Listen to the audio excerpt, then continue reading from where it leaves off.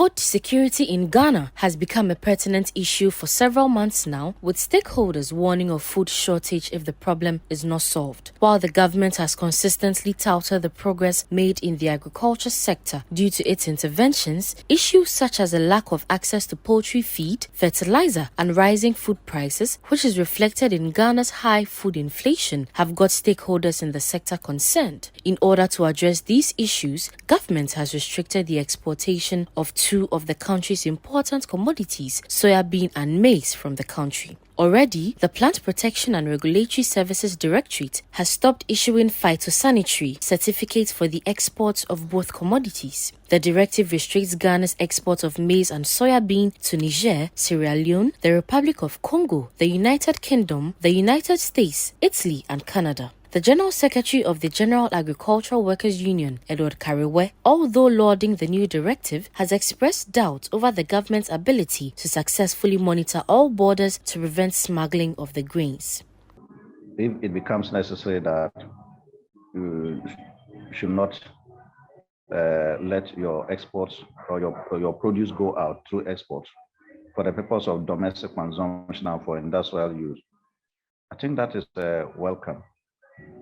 Probably what we may be worried about is whether or not government can enforce this type of ban, because if for the reason that our borders are porous and therefore government is unable to police those borders to stop smuggling of fertilizer and other items, how can the government at this juncture now be able to police and ensure that no exports of maize and soya bean is done?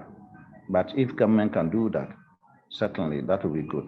The government, however, insists the implementation of this new policy is priority to national security. A Deputy Minister for Food and Agriculture, Yao Frimpong Ado, tells City Business News all hands are on deck to make sure anyone caught flaunting the new directive will be punished. It's a cabinet policy, and this enforcement is being done not only by the Ministry of Food and Agriculture, but Ministry of Trade and Industries and Ministry of Interior, Ministry of Defense. In fact, it is a national security issue. And once it's a national security issue, the national security too is also part of they are coordinating all these things so that you reduce the smuggling to the barest minimum, because maybe the nice one bag and do crossing the borders it's not that the smallest detail that you can police, but those that go in the trucks and those abuboyas and that kind of thing, that is the duty of the national security to ensure that these things don't happen within the period of the policy implementation. Until it is reviewed,